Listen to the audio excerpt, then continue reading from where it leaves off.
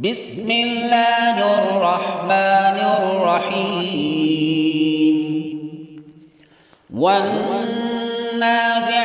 غرقا والناشطات نشطا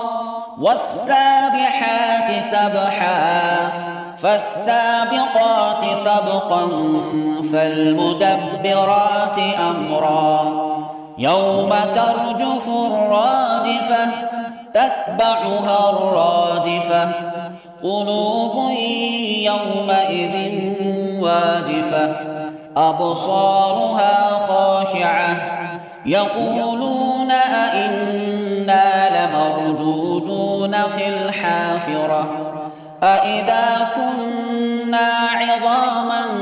نخرة قالوا تلك إذا كرة خاسرة فإنما هي زجرة واحدة فإذا هم بالساهرة هل أتاك حديث موسى إذ ناداه ربه بالوادي المقدس طوى اذهب إلى فرعون إنه طغى فقل هل لك إلى أن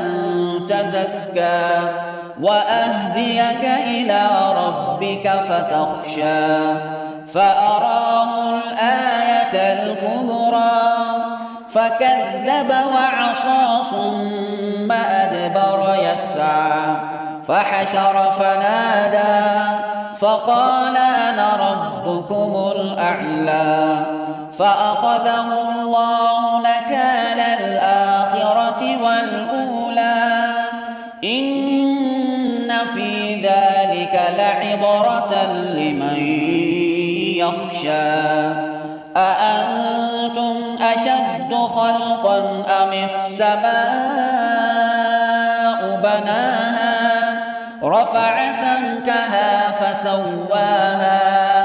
وأغطش ليلها وأخرج ضحاها والأرض بعد ذلك دحاها أخرج منها ماءها ومرعاها والجبال أرساها متاعا لكم ولأنعامكم فإذا جاءت الطامة الكبرى